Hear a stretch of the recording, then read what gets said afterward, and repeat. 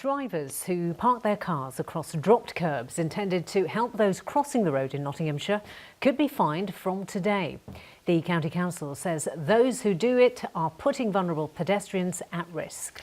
If caught, motorists will be issued with a penalty charge notice of £70, reduced to £35 if paid within 14 days. Michael Sibbett reports.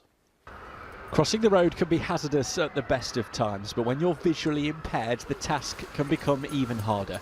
Dropped curbs help Sarah find a safe place to cross and get down onto the road, but when a parked car even partially blocks it, it creates just another barrier. How common is it that when you're out and about you find a dropped curb and there is an obstacle as a vehicle there?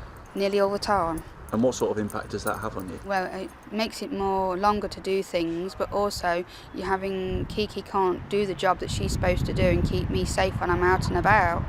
And also you think, oh, I've got to find somewhere totally different to actually cross the road, which might not be as safe as using the drop curb or a place where you would normally use on a regular basis. This car was about to be issued with a penalty charge notice, but the driver arrived just in time to apologise and drive away. It's not a good practice. I'm just whizzed in. Others weren't so lucky. Here another example of crossing made more difficult by a parked car. Last week they may have simply had a card like this one placed on their windscreen warning them of their inconsiderate parking. Today it was a £70 fine, reduced to £35 if paid within 14 days. It doesn't even take the whole vehicle to be across a dropped curb to be issued with a penalty charge notice. Even if the wheels are on a raised part of the pavement, if the front is blocking a dropped curb, then it creates a hazard for vulnerable pedestrians.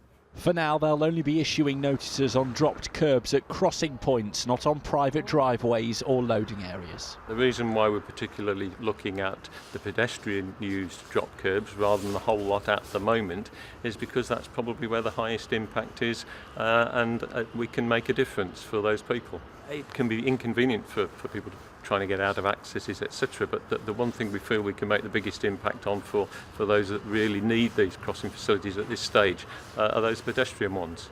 Local authorities in England have had the power to fine people for obstructing dropped curbs since 2004.